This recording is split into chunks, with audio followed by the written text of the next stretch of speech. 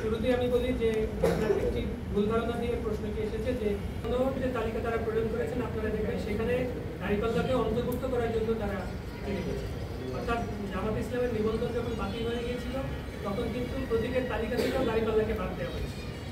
আওয়ামী লীগের নিবন্ধন বর্তমানে স্থগিত অবস্থায়, কোনো স্থগিত থাকার বিষয়ের প্রতীক যেটা তাদেরকে বরাদ্দ দেওয়া হয়েছিল সেটি তালিকায় অন্তর্ভুক্ত থাকার সুযোগ নেই। এটি আমরা বলেছি যেহেতু আওয়ামী লীগের নির্বাচনী তাদের যে নিবন্ধন সেটি স্থগিত আছে, অতএব তাদের প্রতীকটিও স্থগিত থাকতে হবে।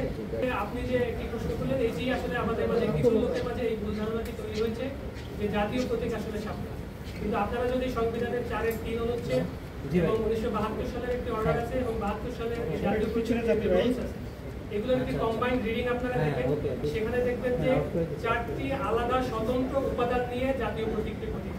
তার ভিতরে ধানের শীষ আছে, তার ভিতরে তারকা আছে, তার ভিতরে পাট পাতা আছে এবং শাপলা আছে। এই 4টি প্রতীক 5টি আলাদা উপাদানের মধ্যে ধানের শীষ আপনারা জানেন ইতিমধ্যে বাংলাদেশ জাতীয়তাবাদী দল বিএনপির প্রতীক, তারকা একটা দলের প্রতীক এবং পাট পাতা সোনালী আঁশ আর একটা দলের প্রতীক।